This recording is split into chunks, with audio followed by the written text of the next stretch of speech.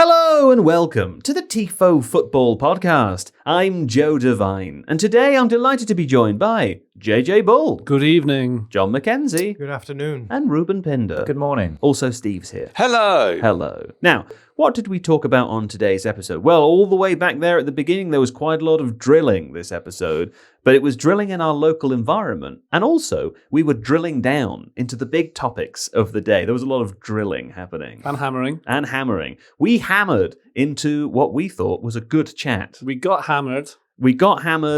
Well, we will get hammered after this episode comes out. Day drinking or YouTube comments? We'll let listeners work out why. Now, you may hear that hammering in patches. You may hear that drilling in patches. We also spoke about Mo Salah's salacious post-match interview from the weekend, right, Steve? And what it means for his Liverpool future. Can old bulls bow out gracefully? We called JJ's dad to find out. We don't actually do that, but that would have been funny.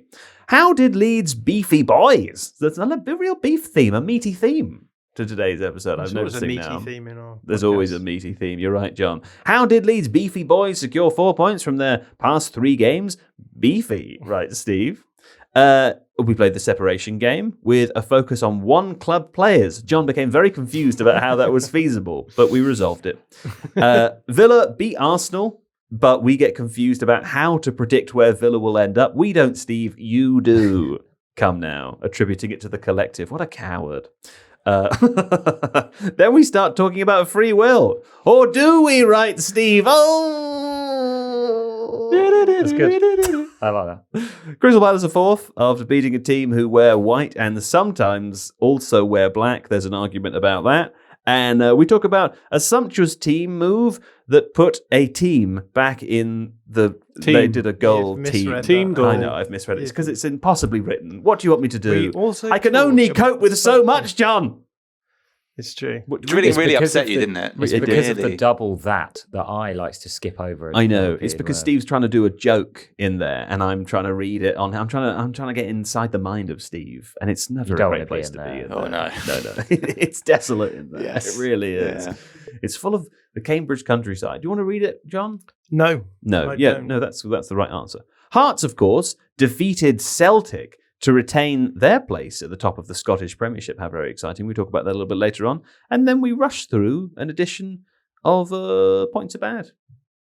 That's it, isn't it? Pretty much. Yeah. Where else to begin, of course, than with Mohamed Salah, who was the arguably the creator of the largest drama over the weekend, JJ. Here's what happened post the Liverpool match, which we'll come to talk about shortly. You could argue to the extent that he's potentially ended his time with Liverpool. Who knows? We'll see. Here's some things he said after the game. Now I'm sitting on the bench and I don't know why. That's like the beginning of a song. Isn't it? When I saw it, I was like, that's a song. I'm Yeah. sitting On the bench and I don't know why. It seems like the club has thrown me under the bus. That's how I'm feeling. That's how I'm feeling. I think it's very clear that someone wanted me to get all of the blame. Worst musical of all time. That was a pretty bad song, wasn't Still it? be better than Dear England. I got a lot of promises in the summer, and so far I am on the bench for 3 games, so I can't say that they keep the promise.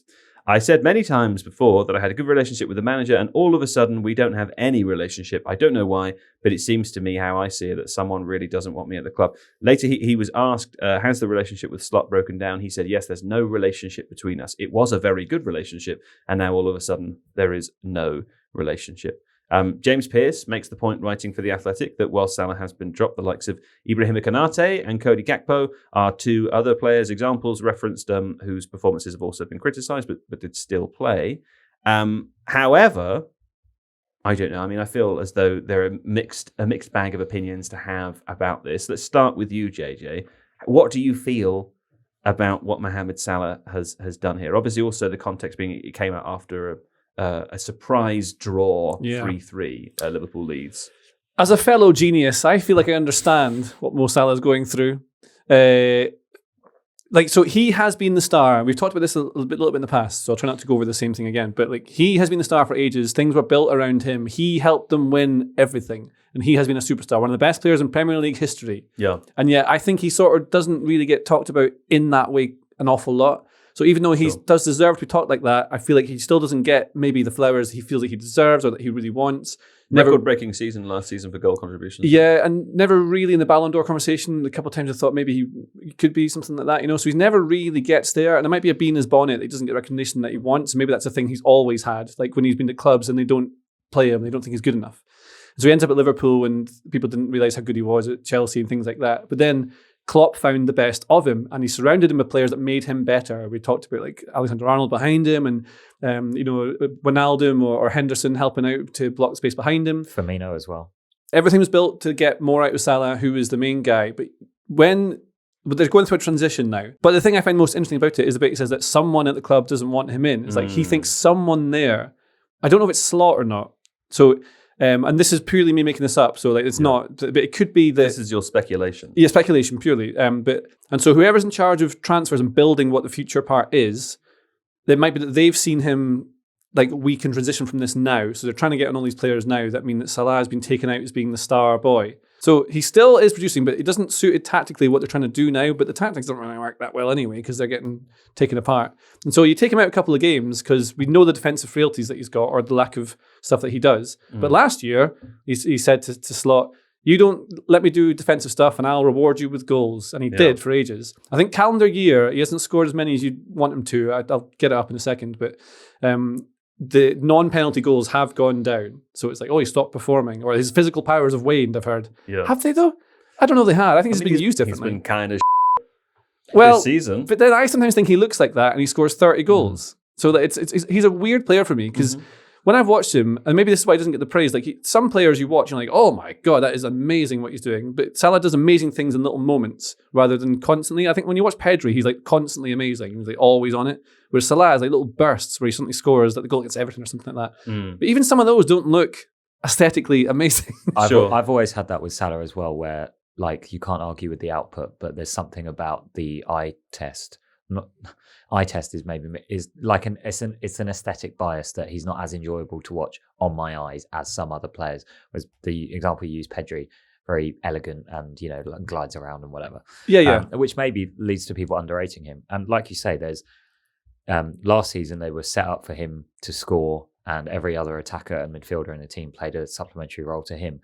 There might be an alternate world where he continues to perform at the level that he did last season, this season, if they still had Trent. And so I think maybe Salah has like some semblance of a point in that regard, but he has to accept the harsh reality that Liverpool have bought new, expensive, younger attackers, and they have to prioritise building a system around them for the long-term future, even if the waning of his physical powers has been exaggerated, because maybe he still could do what he did last season in the same setup. They can't play like that forever. And it feels like the ego that you mentioned being necessary to be that relentlessly successful is also the thing that hinders players like him when they have to face the reality that they're not the star anymore. It's kind of reminiscent of the Ronaldo thing in 2022. It's true. Often also you would say that the old bull in the wild goes down hard, right? How often does the old bull I always say that. What did you call me? How often does the old bull get to just sort of graze into death? Doesn't happen. I'll phone Dad. So, ask your father. At some point, a young buck will have come up and said, "This is my herd now, mother." It's the kids are coming from behind. It's the LCD sound stimulator. Yeah, the kids come from behind. Yeah, old people. Not that. Jesus Christ. That's fine. It's all right. That's a bit rude. Here's a question, though. Let me ask you this question, John. What do you think about this situation? What a great question. I've got another one, but first I want to know what you think about the situation. I don't know. I always feel... Where do you stand, John? I always feel weird, like, speculating on individuals and how they respond to things emotionally. Oh, here comes the moral police. No, I think it's fine for you to go either way, but I do think that all we're doing here really is just speculating about stuff. Sure. I do also agree with that. Yeah. What I would say is that, I don't know, I understand we've talked about ego, and I think it goes beyond ego. I don't think this is just an ego thing. I think this is a guy who's just come off a season where he essentially won the league for his team. Yeah. I think it's a very hard position to be put in then when the team then seems to make lots of decisions that negatively impact them, and then he's hung out to dry as the scapegoat. Do you think he is though? Because I think he to kind of a has degree, yes. made that point. But what do you think that means? Is it just because he's the most high profile person to be taken out of the team? I think it's because it looks as though Slot is being more, bold in dropping him than the other players, right? I think Slot's got to a point where he can be like, oh, no, I am a strong leader. I am a coach who's making hard decisions because I'm taking the guy who won us the league out this season. Yeah.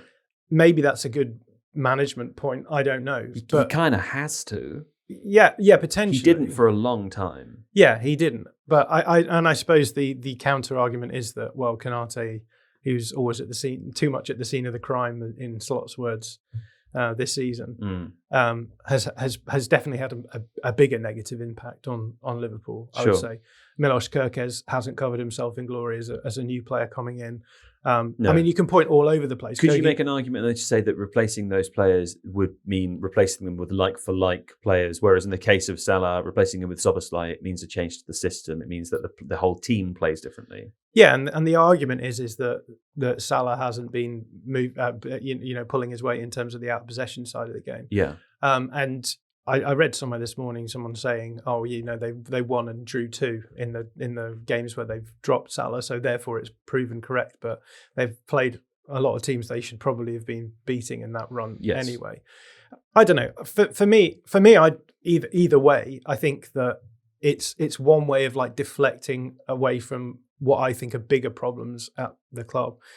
So I can understand why maybe he's frustrated about the fact that it seems almost as though they're using him as a convenient way of, because I think if Salah was 25 and had just had the season that he's had and then had a bad season, there's absolutely no way that they would have dropped him, right? Whereas the issue here is that he is getting towards the end of his career. They have brought in replacement players, and so I think that you can make those kinds of decisions on the basis of, well, in the future we need to move on. And I think for him, it certainly seems to have not been communicated very clearly what's going on, or at least not in a way that he seems to be satisfied with. But I think again that's what makes it hard, right? Because for him, he won't feel as though he's at the end of his career after having had arguably the best season of his career. I guess he feels as though he deserves more longevity and I guess he would see it as respect in these sorts of decisions. But that's what I mean by old bulls go down hard. You know? They don't die peacefully. Right, but I don't think we have. When have we ever had, like you mentioned, Ronaldo? Like Ronaldo was poor and has been on decline for a long time before he hit these sorts of areas. Whereas the argument with Salah that's so difficult is he's, like we say, he's arguably had the best season of his career, and then we're 15 games into the next season, and they're like, no, we've got to move him on. He's got to be done. And I think it's. But I don't think that's what's happening though. Like that's I think of. Maybe a slight exaggeration of the circumstances, right? Like he's started on the bench for 3 games, and I don't think the club at any point have made any statement saying that they think he's done now or he's never going to come back in again. In fact, James Pearce's piece from Inside Liverpool, all of the indication seems to be that this was considered a temporary measure. Personally, I look at the run that Liverpool have been on, the number of games that they've lost, the number of other changes that have been made. This is presumably one of the last options to try, and the first time they did it, they won a game after losing 6. Like, I don't think Slot can be blamed for this at all. And while I agree that unfortunately, because he is the best player in the team, him being dropped is a bigger story. Therefore, he's sort of being scapegoated whether anybody intends him to be or not, because that's how the audience are going to react. I still don't think it's the wrong thing to do. It makes sense tactically as well. If players or teams are going against you down that side, then you take him out for a couple of games and you shore it up by putting someone who's more, just better at defending and running up and down that line. And you might get benefit from it, calm things down, and then you can put him back in after that. Well, here's a question. Let me ask you this, Reuben. If Liverpool very easily could have won that game against Leeds. I think, if they replay that game 10 times, they're probably winning it 9 times. Yeah. Right? If they'd won, does Salah make this statement? No, because it doesn't land as well. Right. So in that sense, because it feels sort of, it feels kind of cynical because of that. And John mentioned it being, emotional, which it obviously is, but it's also incredibly calculated, right? We know that Salah only really speaks to the media when he's got an objective, whether that be putting pressure on a club to give him a new contract or this. So he speaks to reporters directly after Liverpool have dropped points to have this, emotional rant, but he's chosen a very specific time to do it. He's clearly thought about his words and used very extreme language. I think to say the club have thrown him under the bus, that's quite severe language. So he was told Friday he wouldn't be starting. And right? And it seems like from the reporting on The Athletic that the sense is the first one was like, okay, went down all right. Slot said he was annoyed but remained professional about it. Yeah, and then it was also at the beginning of 4 games in 2 weeks. Yeah. So there's an argument for rotation, right? Yeah, and Wirtz and Isak have been rotated and rested and dropped and whatever verb you want to use this season because of their bad form as well. But I guess because they're new and still adapting and don't have 7 years of relentless goal scoring under their belt, then it's less of a story. Mm-hmm. But yeah, it seems like the third game he didn't come off the bench against Leeds, did he? That was the moment that he snapped. But I imagine he had this monologue kind of ready in his head after the second game, let's say. I mean, if you're him, you're seeing the team play really badly this season, keep dropping points, out the title race, all these sorts of things. And you think, knowing how good you are personally, how good you think you are, is that Liverpool team without Salah actually good enough to win a title? If Salah is the thing that made them win it last season, if he's the special star that rarely you find, I think no. I think they're not good enough. And this is the thing. So I think he'll think that again. I agree with John. So I'm going against what John says, and I agree with. These points are all true. I think. I'm not trying to say that Slot shouldn't be able to determine who plays and who doesn't. Salah will feel like that, and it's fair enough for him to feel like that. It doesn't mean anyone else's decision is wrong. I think it's just a shit situation. Yeah, and I guess this is the reality of management of elite players, right? You're always trying to find the balance between working in favour of the collective and working in favour of the individual, and that's a reality that has existed through the whole of professional football, right? So, but I guess for me, I just feel as though I don't know. We want elite players to do two things that seem contradictory to me. On the one hand, we expect them to voice their inner opinions and their turmoil, and tell us how you we really want them feel. to be authentic, right? Sure. But at the same time, we want them to shut the whenever like anything like this comes along and be like, you have to take it for the team, the collective is more important. And I think both of those opinions are like fine to a degree, but there has to be a tension between them at some point. And so this sort of situation, I understand where Salah's coming from. I think if you stopping using me at work, I'd be annoyed about it, and I would come onto this podcast, Joe. If I do, you better not say anything about it. You like Joe's thrown me under the bus again. He's thrown me under the bus. Here's a question though: if you were about to leave for the Africa Cup of Nations, and then I stopped using you 3 weeks beforehand, this is a tricky analogy for me to get my head around. This is harder. If I knew I really want to go to the World Cup. If I knew that upcoming, I had an opportunity to rest you for a month and then see what the team looked like without you. There's an argument to say I could wait. I could wait a little bit. You did do that recently, didn't you? Do you remember when he had a bad potato opinion? That's true. Do you remember that potato opinion? It was terrible. It was terrible. But I just put my head down and got on with it. To be fair, he came back stronger. That's my only argument in Salah's real favour here is just that there probably is an opportunity because he leaves next weekend. Like they could have waited 2 weeks. Arne Slot wasn't going to get sacked in this 2 week period. That might have been a way of managing it. Would be okay. Drop him for one game in the 4, play him again, and then while he's away for a month, quickly experiment and see what it looks like without him. And then when he comes back, look, if they've won 5 games on the bounce without him, he can't argue about not starting. That's maybe the smart thing to do. It would have been a really convenient reason to play without him. Yeah, it would have been. He clearly feels as though there's been a breakdown in his relationship with Arne Slot, though, which I think is like surely that's all of a sudden he said this is the bigger issue. Right? It feels like a one-way feud. It's been ghosted. Like so, if he was, I think he played every single game last season, and or something very close to it anyway. And to the point where he just thought Slot would always play him, and he was always playing this season as well. I remember that Jurgen Klopp definitely dropped Salah a few times, and I remember it being an issue back in the day. Yeah. So that hadn't happened until now. But if he's not speaking to him all of a sudden and you're not explaining why it's going on, he just feels like he's just been left out.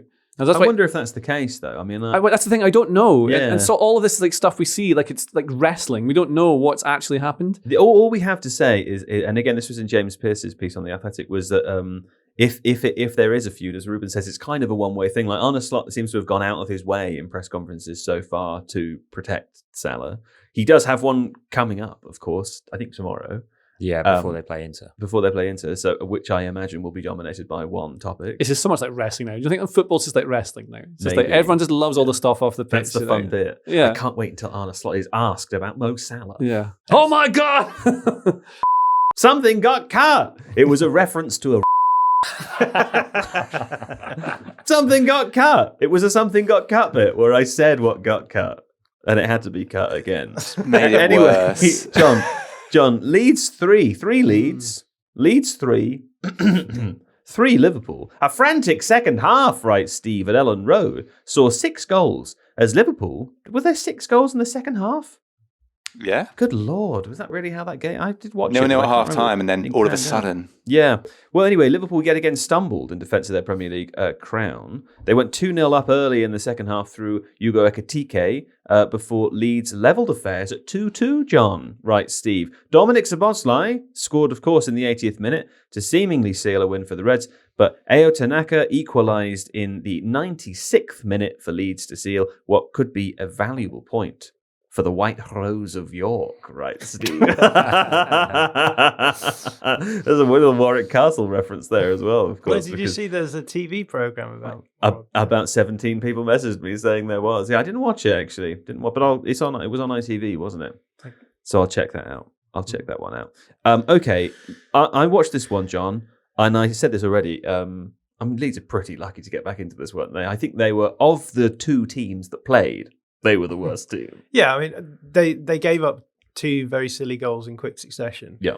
And at that point, you think, well, Liverpool should be carrying this one home, because most of the game had been Leeds sitting in a mid block that dropped into a low block. And to be honest, I thought that Liverpool actually were much better at causing Leeds problems than Chelsea had been a few days earlier. I thought they were good.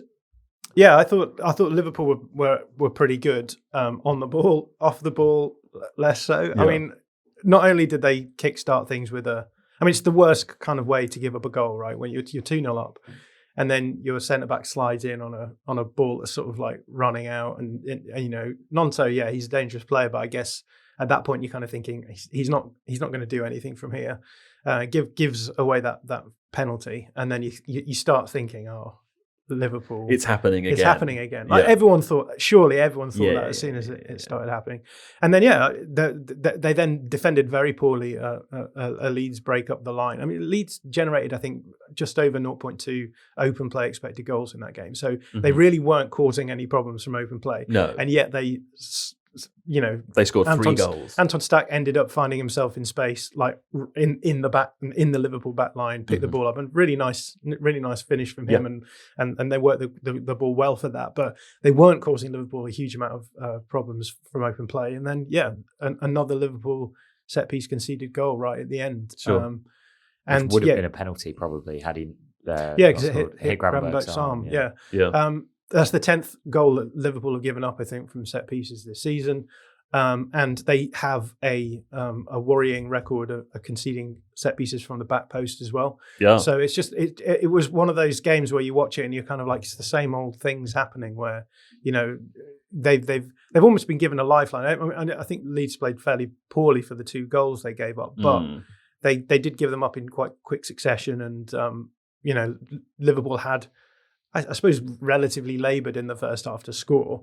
You're then given a 2-goal buffer, and then you find a way of throwing it away. So these are the questions, and we've just spent 15 minutes talking about how Mohamed Salah was dropped in order for them to be more solid out of possession. And I thought this game showed that there were still those frailties, weaknesses there, regardless. Absolutely. Well, just a quick one on Leeds. Daniel Farker flying on gilded golden wings, John. Right, Steve didn't write that. No, I'm channeling my inner Steve now. Yeah, I said gilded and golden. That's the kind of thing that Steve would do. Oh, lovely. 4 points from the last 2 games against Liverpool and Chelsea. I mean, a fantastic period, enough also to break them out of the bottom 3. They're on 15 points in 16th place now, just 2 above the drop zone still. Here's their upcoming fixtures, though. You'll tell me how tricky this is. Brentford. They're away at Brentford on Sunday. Then they're at home to Palace. away to Sunderland, and then we're in January. Liverpool again. Away to Liverpool, Yeah. at home to United, away to Newcastle, and then they are at home to Fulham on 17th. But beyond that, Everton, Arsenal, Forest, Chelsea. I mean, it just doesn't There's really no get easy easier. games. No in easy the Premier games in the League. Premier League. No, there certainly aren't if you're League. Leeds. There definitely aren't if you're Leeds. There are if you're Manchester City. I'm sort of interested to see how they play in these upcoming fixtures because Have they found a new way? well- the Beefy Boys. the Beefy Boys. Yeah. 2 big men up top. We did talk about this. I did a short recently just talking about how Daniel Farger had sort of drifted away from a play style that seemed to suit the squad that Leeds had built, and then obviously they've gone back to that with, I guess, respective games. The second half of the City game, which they then got back to 2-2 after being 2-0 down, and were unlucky to perhaps lose that one. Played really well against Chelsea, playing the same way, and then we saw the same from Liverpool as well. Yeah. I'm kind of interested to see what happens when they play against sides who are just going to sit deeper against them and absorb. But yeah, I mean, 0-0. Yeah, Take Who's it. going to do that against Leeds? well, With respect. Palace.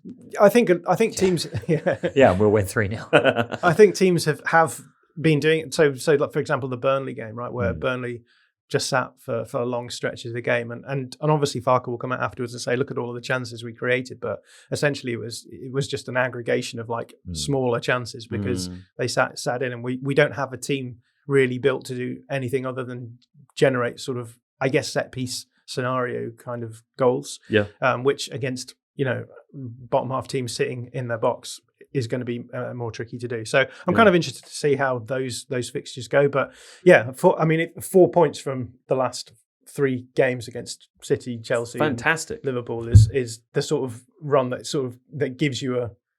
Are they coming through the floor now? No, I accidentally I put my knee in the headphone box there. Oh dear.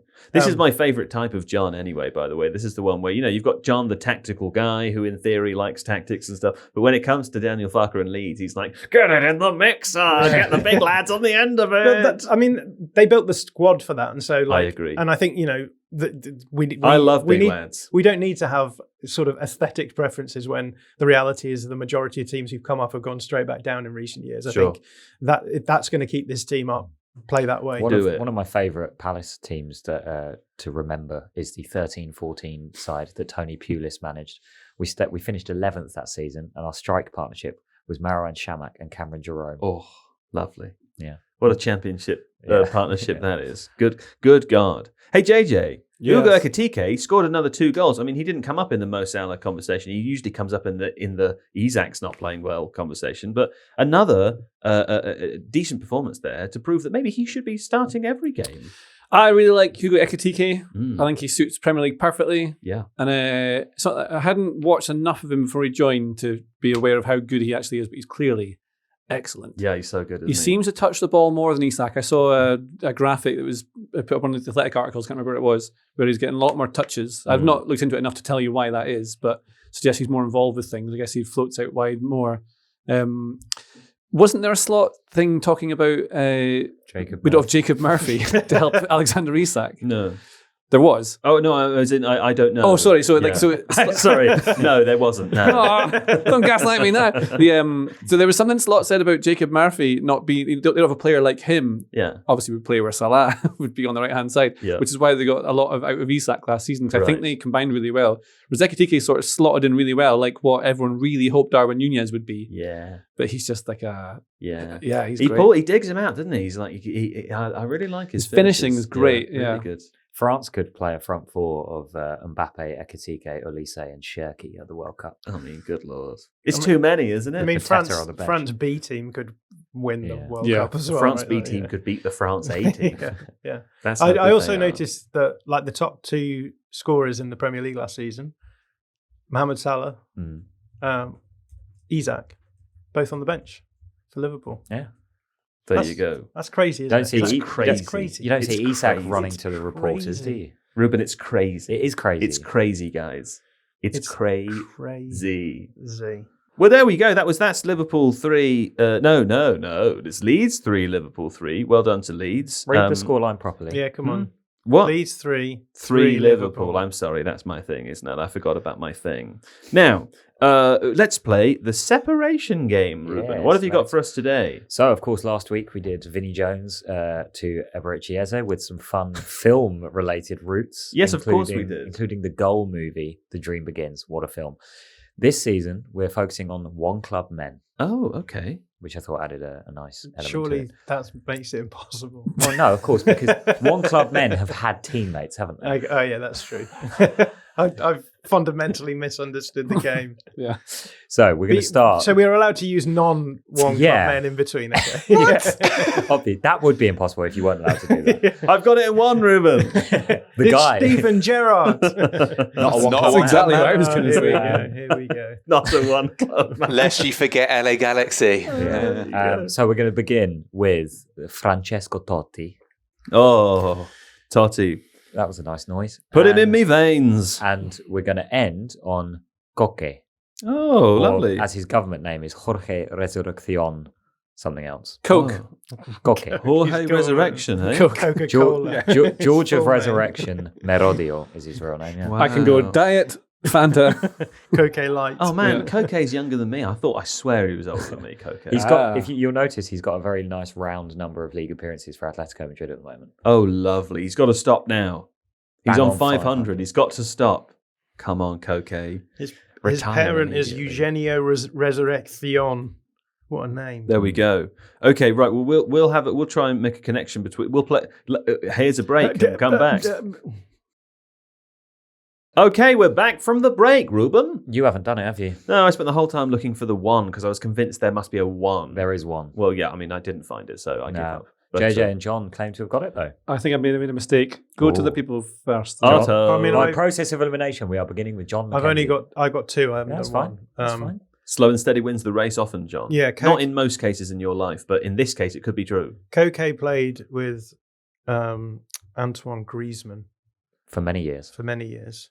Antoine Griezmann played with Miralem Pjanic at Barcelona, Oh, he did, and yeah. Pjanic played with Totti at Roma. That's Roma. nice. Very good. Very good. Yeah. JJ, are you there? Yeah. No, just No? go you go somewhere else. Okay. I thought I could. Look, here's another one. I could have. I got to Tammy Abraham through Milan, through Christ, who was it that Fernando played? Torres? No, there was another player that played for both Milan and Atletico Madrid. I can't remember who it was now. And then I thought I could work my way back through Roma history. Yeah, Yeah. no. Oh, Murata. Yeah, it was Yeah, Murata. But I couldn't be bothered, and I gave up and started looking for ones. Yeah. So that's where I was. Would have been a potentially a two. You got to go hard or go home in this game, haven't you? And That's what I've been I'm- thinking about going home since I got here. I agree. I mean, JJ may change this, but I'm surprised nobody's ventured through the Conor Gallagher route.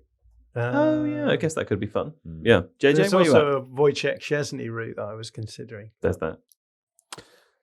Come on, buddy. Yeah, so Totti played Roma, obviously. Alisson was at Roma. I went to Liverpool. I didn't like that because it's a goalkeeper. But then I have to put someone in between. Jordan Henderson was at Liverpool, and then Luis Suarez was at Liverpool. Went to Atletico Madrid. It's really Right. boring. Right. I've done You've lost all confidence. I've done it in a your bad role. way. No, I didn't like it. I thought I had to, but Alisson didn't play at the same time as Luis Suarez, Oh. which feels like he should. Really? No. Apparently, yeah. Wow. Suarez was at Liverpool in 2014. apart. No, but I feel feels like but last week. he left in 2014. Yeah, man, and he went to No. yeah. Over 10 years ago. He was at Barcelona for 2014. Of course, he was part of Luis Enrique's We got to get amazing out of team. here, man. We don't belong here anymore. I know. That's wrong. We need to leave the game before the game leaves us. I think we need to That leave this. does awful feel- coil. Alisson also That didn't. feels like a Mandela effect, doesn't it? That does. Because he definitely was there last week. He was there yesterday. I swear Yeah. to God. But no, He complained that he was dropped. I think. I You mean, know? we were 11 years younger when he left. Swear. He left Liverpool. I just finished my A levels when Suarez left Liverpool. And then do you know who they spent the money on that summer? Mario Balotelli, Ricky Lambert, Lazar Markovic. Oh, Lazar Markovic. Yeah. That was a bad summer for Liverpool. Ricky Lambert scored, what was it, 2 important goals, something like that? I still feel when I like play FIFA or something like that those players should be on the bench. Yeah. So he also scored with his first touch for England. Did he? Yeah, and now the less said about what he's become now, the better. That Southampton team with him and Ricky Lambert was so much fun. Him and Adam Lallana Yeah, was who a lot also of fun. went to Liverpool, Yeah. of course. Yeah. Well, there we go. Same summer, actually. Time gone by. Do you want to know the one? Yeah. The one route. Yes. Does anyone remember a forward called Alessio Cerci? No. Yeah, kind of like a number 10, played for Italy, No. Torino, Roma, and had a brief spell at Atletico Madrid. What's journeyman in Italian? Journeyman. Let's find out. Viajero would be maybe something like that in Spanish. Viaje's journey. Opero. Opera. A-I-O. How would you say that? Operaio. Operaio. My Google Translate says operaio specializzato. Oh, yours says specializzato operaio. Mine just says operaio. You know. I'll do it in Scottish so we can get away with it. Journeyman. There we go. Journeyman. Yeah. I'll do it in English as well. So we're doing the same thing. Journeyman. Yeah. There we go. Do it in. All right, here we go. Anyway. Something got cut. Thank you, John. Something got cut. But I feel old and sad now. Yeah. Anyway, Aston Villa 2, 1 Arsenal. Oh, I remember. I'm happy again. Steve, you let me do that again. Hold on. Something was cut there. Yes. Now, Aston Villa 2, 1 Arsenal. That's right. You thought Mohamed Salah stole all of the limelight away from this, but nay, Arsenal fans, we are here. Worry not. See, Steve's hidden this deep in the running order. Deep in, after the separation game. Come now. It says Joe. I nearly read my own name then. You did. I did. I did read my own name. The Premier League title race took another turn over the weekend, writes Steve, as leaders Arsenal lost away from home to third placed Aston Villa. A 95th minute scramble in the box saw Emi Buendia fire the winner past David Raya. David Raya? Did they say David? David. Is it David? Yeah, David Raya. And I hope he's very happy with himself, right, Steve? It was not a buen dia for Steve Hankey, was Oh, it? dearie me. It was not. How about that? Yeah. This actually, whenever I play, you might know this. Whenever I play Civilization 6 and the Brazil leader comes up, he says "Buen dia," and I always think, "Oh, buen dia." It's Emiliano Buendia. This brings Villa right up into the Premier League title race, according to Steve. Maybe just to keep things interesting, leaving them only 3 points behind Arsenal at the top. And there we were thinking it was all sewn up in a Christmas stocking. Perhaps it isn't. Also, fantastic weekend, it should be pointed out, for Manchester City, whose 3-0 win over Sunderland, team that seemed to trip up every other big team, is not even really going to get discussed on this podcast, again, because of what Mo Salah has done. He's taken out all of our ability to talk about the game of football away. Cheers, Mo. Running orders crying. Thanks, Mo. As Steve writes, as the nights are getting colder, the title race appears to be Heating up. Yes, it is. It is. Here's a statistic from Opt Joe. Arsenal have lost 6 Premier League games against Aston Villa under Mikel Arteta, their second most against an opponent under the Spaniard. Nemesis. Just imagine how many times Arsenal would have won the Premier League if they'd kept Unai Emery. It's Right. crazy, isn't it? Yeah, I mean, I imagine they would have won it so many times by now. Maybe the record number. Did you know that? Did you know that since Unai Emery joined Aston Villa, only 3 teams have won more points in the Premier League? I did not know that. Yeah. That's wild. Yeah, pretty good. Also funny because I think we said this last week, didn't we, when they got up to third, but because they didn't score a goal in the first 3 games. I thought they were cooked, and then all of a sudden they're third, second? This is why it's nonsense saying things based on results and things like that. Everyone's like, "Oh, he's rubbish. He's done," because he's fine now. He's won a game. I done a short on this morning, like a short video, and I was going through some of the things because they spent less than anyone in the summer. They only bought in that Guesson guy for money. It was like 31 million, something like that. But apparently, also since Emery came in, they have the 16th lowest net spend of any existing Premier League team. Wow. In that time since he's been there. And about 60 million of that wasn't even Emery because he joined in November. Wow. So who have they sold? Is it because they for sold the John starting Duran, 11, right? for the starting 11 in that Arsenal game were signings that Emery's brought in. Right. The rest of them, and he's had to buy in because they've sold all the other ones. Yeah. So that would have been Rodgers, Tielemans, Onana, Matson. and Maatsen. And Onana, Tielemans was a free transfer, wasn't he? But yeah, they push really high on the PSR like boundaries, and therefore have to sell John Duran, etc. Sure. But a lot of their money goes on wages. Yeah. That's the thing. Okay, so they're paying big money on wages. Here's another Up to Joe statistic. This one's very, very fun. Aston Villa have won, despite how much they pay on wages, have won 9 of their last 10 Premier League games. The first time they've had as many as 9 wins in a 10-game spell in the top flight since December 1919. A very, very long time ago. No wonder they've flown up the table. It's incredible. It's an incredible run for them, John, isn't it? What do you attribute this success? I did scoring long shots, I guess. Yeah. I don't know. I don't. It's tough to talk about a team like Villa where a big part of this has come from overperformance, and Right. I've got my history with Villa fans for talking about overperformance in the past. And They don't like it when you do that. fans of teams don't like it when you talk about overperformance in general. I would No. say I wouldn't single out Villa fans in that respect. Sure. But yeah, it's a funny one because like in many respects, like overperformance matters and doesn't matter. Mm-hmm. So in the sense that like if you look at the expected points models over the course of the last 10 games, they've got 27 points. The model suggests they should have got closer to 14-ish. Right. And again, like I don't particularly care about the models, and we're talking such small sample sizes that it doesn't really matter. Mm-hmm. And that's why I say the underlying numbers matter and they don't matter. If Villa continue to play the way that they're playing, They'll win the league.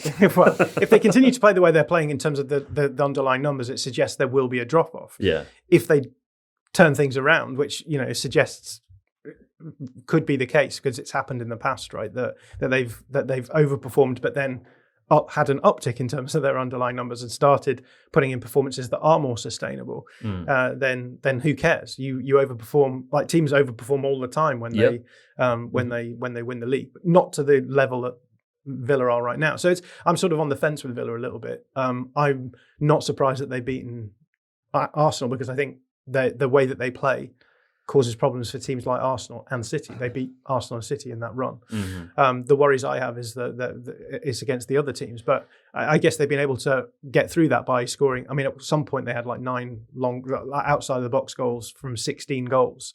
So the majority of their chances were coming from those sorts of situations. That's not a sustainable way of playing. Or at least I mean, if you're playing against low blocks, taking shots from distance is not necessarily a terrible idea, but I don't think you can rely on scoring as many of them as they have done. So yeah, in many respects, I'm kind of on the fence with Villa a little bit. I want to see a little bit more from them to be convinced they're going to be in a title challenge rather than what it feels like to me right now, which is just that they've had a nice run of overperformance and it will probably like flatten out at some point. Yeah. Steve's writing something very confusing in the plan. Would you like to hear it? Oh, yeah, please. He said, what is confusing here is that Aston Villa are third in practice in reality. Spelled incorrectly. Yeah. It wasn't going to point that out, but thanks for it. Cheers, Reuben. Everyone can see that, can't they? And listen, if he's in America, he's using American software. It's spelt correctly. Incorrect. But He's now, his cursor is blocking. Oh, no, got it. Their expected points would put them... Okay, he's highlighted the whole page now. Good Lord. You're like a little troll, aren't you? The audience think you're here to keep me on track. It's in truth, it's the other way around. Expected points has them in 16th. Right, that's true. Expected points has them in 16th, JJ. But Opta's predicted table has them finishing third at season's end. I think Steve's confused about how that works. I am too. Well, it's not that confusing, right? Expected points is based on performances, whereas prediction is based on like what the future is going to hold, right? So if Opta has them presumably like 10-ish points off where they should be. Yeah, they're 10 points. They're playing football. Yeah, yeah. I would like to clarify. I thought Villa were absolutely fantastic against Arsenal. I think the game plan that they had was really good. Caused Arsenal more problems than any team have this season. And I've just done a short for our Did You Notice series, just looking at how what Villa were doing really well was like going through the middle, causing Arsenal problems through the central areas, which a lot of teams don't even try and do. They generated over 2 expected goals against Arsenal, which is easily the worst defensive performance that Arsenal have had this season. The second one being the Man United game that opened the season. Since then, they've barely been giving up more than an expected goal in any game. So really fantastic performance from Villa, a game I really enjoyed. Okay. Palace are 4th. And according to Opta's expected points table, deserve to be there. Oh, really? Yeah. It's good to get that in there after the whole Aston Villa affair. We wouldn't want Palace fans to also think I wasn't that they waiting for 5 minutes to just drop that in. I mean, they're now 4th in the Premier League after beating a side that play in black and white from West London. Why is this relevant? Oh, I see, because we don't mention Fulham's name. Sorry, my bad.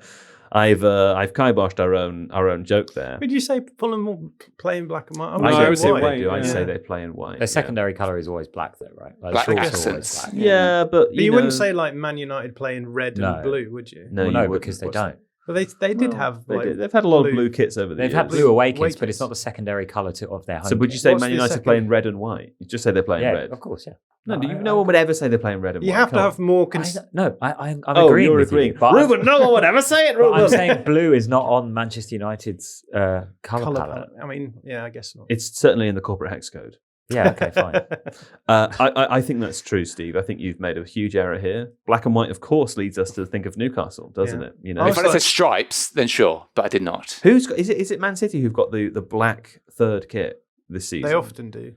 No, there's a team that have like a completely black kit. They play Sunderland. like a Is it? slate. Oh, it's Sunderland. It's blacked out. It Yeah. looks so cool. Yeah, it's cool, I It's know, so blacked out cool. kits are. There was a Liverpool blackout kit. Yeah. It was so nice, They're and lovely. they just didn't make many of them. But Yeah. The Man United one this season with the black and the it's like a homage to the '90s one, the away one. It's With the, so yeah, good. with the That yellow- one. one's really yellow nice as shorts. well. Yeah, Yeah, it's great. Delightful. Mm. Well done, everyone involved. Now, the first Palace goal, of course, Reuben, right, Steve, has two lovely involvements from Adam Wharton. Yeah. Do you want to talk about that, or what do you want to talk about? remember, you're not allowed to agree with anything you said on the Totally Football show. That's true. That's actually true. I forgot about that. So yeah. poor performance from Adam Wharton then. Yes. Yes, he definitely should not play ahead of Elliot Anderson in the England squad. No. Wharton played a lovely kind of crossfield pass out to Tyreek Mitchell. And then when he eventually got the ball back, played a lovely, incisive, quick pass towards Kamada, who was taking Joachim Andersen away. And then Nketiah came back in and nicked it, and then suddenly had all the space in the world to put it into the corner. Lovely. The theme of this game, like when the lineups came out, there was big head loss among Palace fans about the absence of the injured Daniel Munoz, who I think I've said many times is the big worry when it comes to the squad depth, because we have very little cover from an attacking wing-back perspective anyway. So 34... We've been talking about how Munoz is going to get injured at some point in the season because he plays every minute and plays an incredibly athletic role. Right? And I'm not sure whether the injury was impact from colliding with the post against Burnley when he scored, or like a fatigue-induced thing. But he won't be travelling this week for the Conference League game. Anyhow, 34-year-old Nathaniel Klein starts at right wing-back. And Wow. Ismail Assar is also injured, so you've got Nketiah playing in the right forward role. So the right side is suddenly a lot weaker or more unfamiliar than it has been in recent weeks. That meant that Mitchell had much more attacking to do on the left, but did it very well. And the other notable thing from Palace point of view is that obviously last week we spoke about Glasner kind of complaining about the club not spending enough money on new players in the summer for the depth. This weekend he made proactive substitutions after an hour, which feels quite rare given that he seems to play Mateta as much as he possibly can. So Mateta and Nketiah came off for Uche and Lerma, maybe. And Uche's barely had a sniff this season because Glasner seemingly doesn't trust him. But a bit more proactive rotation and a win has suddenly changed the mood, and now everything's going to be fine, and we're going to play in the Champions League. Do you feel more from that kind of performance that Glasner should have rotated more in Europe? Yeah. I'm not sure. We do have 2 losses in Europe and 2 wins, so maybe he does need to play a stronger team. But it has felt like the fatigue that we saw against United last weekend was like definitely a bit of an alarm bell. But they seemed energized this weekend, despite playing midweek. But obviously another very busy Christmas period. So I think maybe Glasner has accepted the fact that while he might have a point in his complaint about spending more on players in the summer, he's got to deal with the squad that he's got. Now, right? So, Uche and Devine are going to have to play some minutes. Steve's crossed the Harry Wilson goal off. Pushkas Lovely award, order. by the way. Well, there we go. I mean, that was One of the best goals ever scored. Harry It was a Wilson's really goal. nice Harry goal, Wilson's Unreal. goal. I haven't actually seen it. It's beautiful. It's amazing. I was thinking about Harry Wilson during this, that he is the absolutely perfect example of a brilliant Premier League footballer who no one's either really frightened by when on a certain lineup or really wants, but yet is good at He's everything. an incredible ball striker, really, isn't Yeah. he? I think.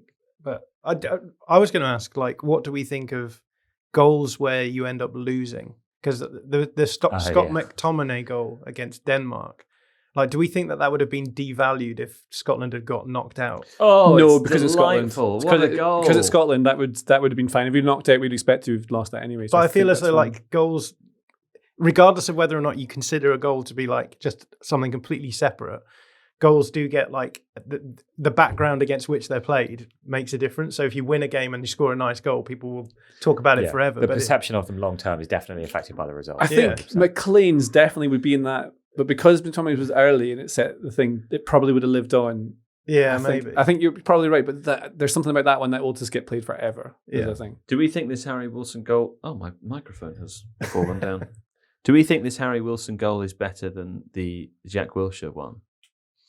No. I think the Jack Wilshere one's better. Yeah. The finish isn't as impressive, but the team connections... The finish that lead is up to like it. outside of his left foot, right? No, the Harry Wilson finish Oh, is you mean the more Wil- impressive the Wil- than yeah. Jack Wilshere's. I'm just saying that like the team combinations that because it really reminds me of the way that Giroud and Wilshere interconnected and that kind of one. There's loads of on the edge combos the there, box, and it's really like sort of dizzying to watch, like a Started with pinball. Cazorla. There was more to that move. Yeah. I think that the Wilshere one's the greatest ever Premier League goal. I think that's absolutely Bergkamp against fantastic. Newcastle. Oh, behave. Don't know. Kasami against Palace in 13-14. Shearer versus Everton. Do you not remember this Wallace Kasami goal? Rooney versus I remember, Newcastle. That was amazing as well. I love when they just hit it from Yeah. far out. Yeah. Yeah, I The love that. Kasami one, I think, is the best because he doesn't break stride at all. Do you feel though that like when people talk about great goals now, it always used to be the case when someone was like, "What a great goal!" It was always just a pinger from miles out. Yeah. Yeah. We don't get them anymore. Like great goals and No, because now, people like you mean that we're not allowed to shoot from distance anymore. Look, Or I've do they already know? said that I think Villa it's fine I know, for Villa okay. to shoot from distance. Just don't expect loads of goals from them. That's all I've ever said. Like you're fine to do what you Yeah, want. they always used to be like drilled 25 yards. Yeah, and now I feel like that's a rarity. Like, but I think also people have got not bored by them, but like people are like, okay, anyone We've seen can them ping all. it. Anyone can ping them in from distance. You get centre backs who will occasionally like smack Do you one in. remember when Company. Cristiano Ronaldo did it against Porto in the Champions Yeah. League in 2010, and it was from 40 yards, and everyone was like, "Well, okay, well, I mean, he'd gone to Real Madrid by that point, but yeah, no, he was still at Man United." not in 2010. Oh, okay, I see. Yes. Whatever year Yes. it was, yeah. Yes. That's But the point being, like at that point, like you're never going to see someone score against a goalkeeper from further away than that in a way that seems like genuinely legitimate or competitive, where the goalkeeper didn't make a massive mistake. Like it's done. There's no one ever watches another 40-yard goal I again think and goes, as well, "That's better." anyone who has like semi-decent ball striking ability will, eventually by law of averages score a goal like that, right? Whereas I feel like with these other goals, like the Wilson one, what's beautiful about it is that like lots of things have to go right in the right order for it to happen. Sure. It's like making a movie when there's 100 people or 1,000 people involved in the making of a great film. When it really works and it sings, it's great art. It's the combination of all of these different people. Whereas, however great, I don't know, like a poem is, it's one person who's written it and is reading it aloud. Like they have complete control essentially over the whole thing. I think collaborations are always more. I'd rather watch a movie as well. Yeah. One of my favorite. Jurassic Park, the poem. I mean, I'd love that. There once was a dinosaur. One of my favorite team goals in Premier League history was who finished it off? Was it Aubameyang against Leicester under Unai Emery? It's like back to don't remember front that team one. goal. It's like a Mesut Ozil dummy in there, and then an outside of the foot assist. It's magic. Lovely goals. Well, speaking of lovely goals, Hearts have a rather lofty goal this year, don't they? And that's winning the Scottish Premiership, JJ. They took one step closer towards it with a victory, 2-1 victory over Celtic over the weekend. Yes. In Glasgow, which was obviously new manager Wilfred Nancy's first game as a Celtic boss. Hearts, I think, I'm just looking at the table now, they sit 3 points ahead on 35 with Celtic have a game in hand, of course. So had Celtic won this one, they would have drawn even with that game in hand. I mean, the dream lives. Yeah, I think Derek McInnes, after the game, he's the Hearts manager for all the people who aren't Scottish and listen to this. He said after the game that he's not talking down the title chances. I think it's quite good.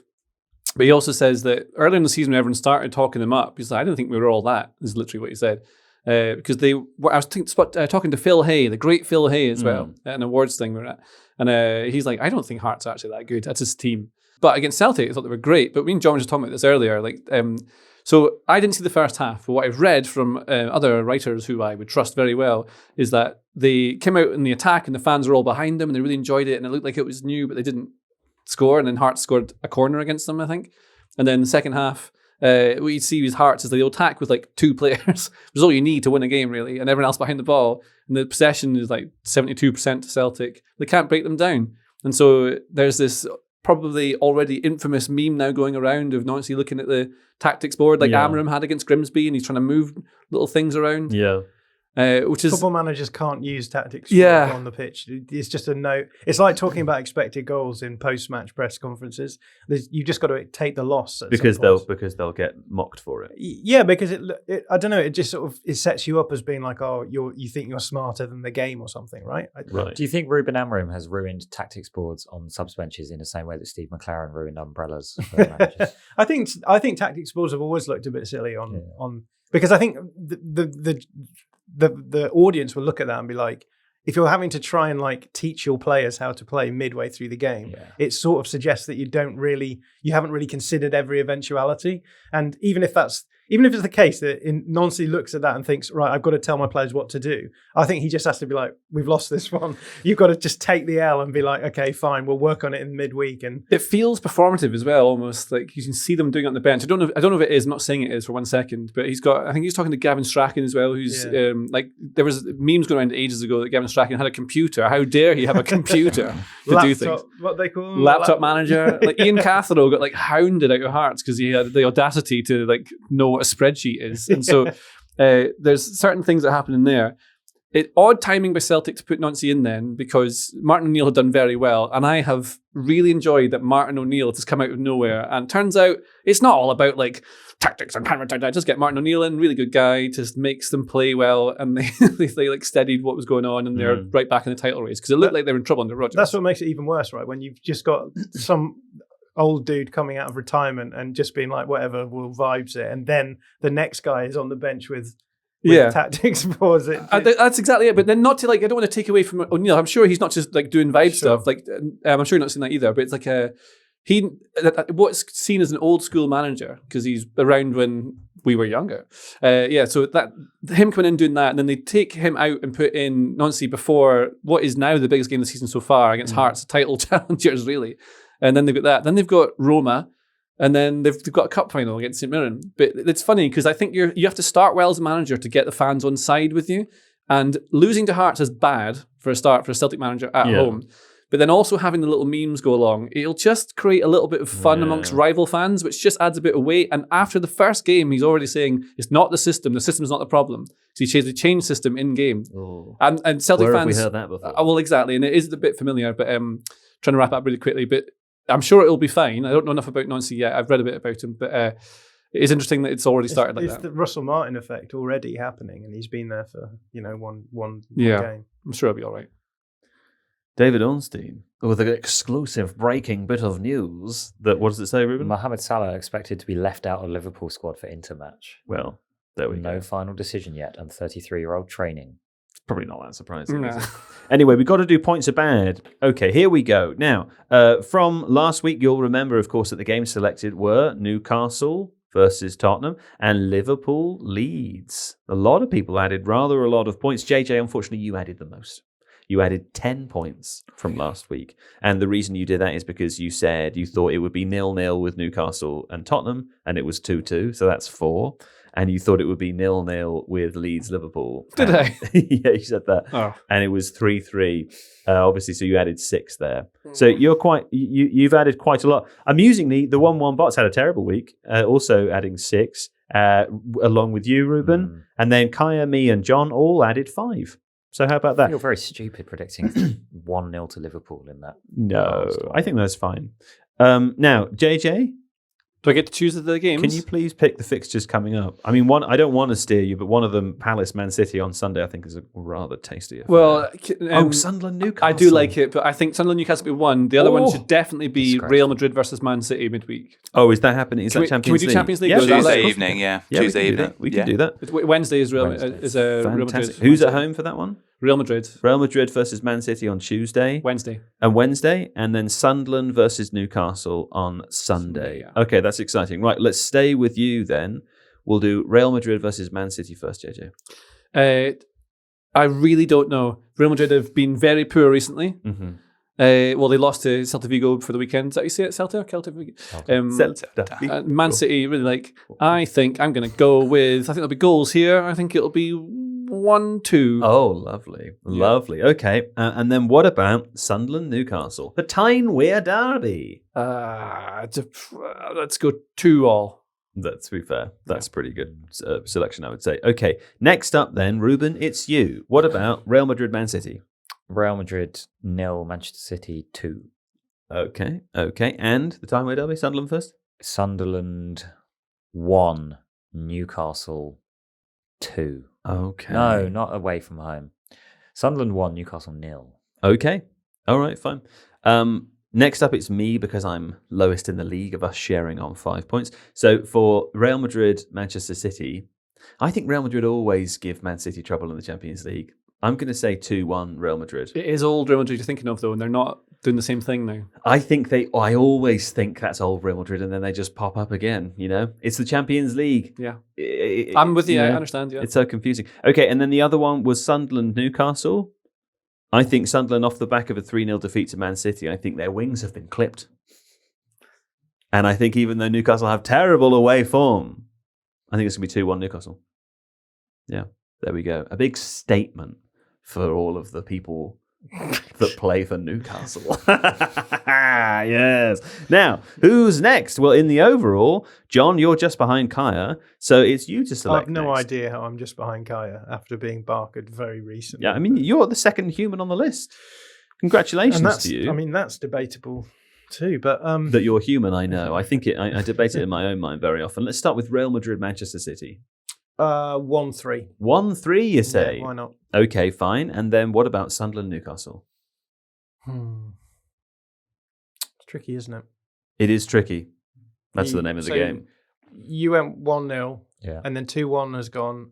And then Well, 1-2 has gone. I went 1-0 Sunderland. I I'll said go 2-1 0-2 Newcastle. then. 0-2. You think Newcastle are going to win 2-0? Yes. Okay, fine. And then, Steve, would you like to guess as Kaya because he's on holiday? I would love to. So, Real Madrid, Man City. I think for fun, let's say Real Madrid 3, Man City 2. Okay, I mean, that would be a lovely, lovely game. Yes. Not out of the realms of possibility. I can see that happening. I can see it happening. Yeah, lots of scoring. Okay, Tyne-Wear Lots Derby, of Sunderland goals. first. So, I think Sunderland will win 2-1. 2-1. Which Okay. we can have. 2-1 to the Black Cats, right, Steve? There we go. All right. Well, all that's left is for me to tell you the overall final results so far. JJ, you are in last place, a firm last, I have to say now. I have been done in a couple of times, to be fair. You've only been barkered once. I think you've done yourself in a few times. You've only been barkered once. There's a bit of self-sabotage there.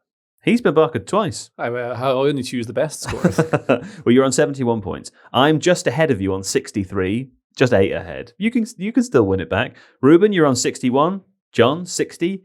Kaya, the absent Kaya, 58. And the 1-1 bot, 47. Wow. Incredible. The 1-1 bot really steaming ahead. AI is there. ruining everything. Oh, big time. Big time. All right. That's it, JJ. Thank you.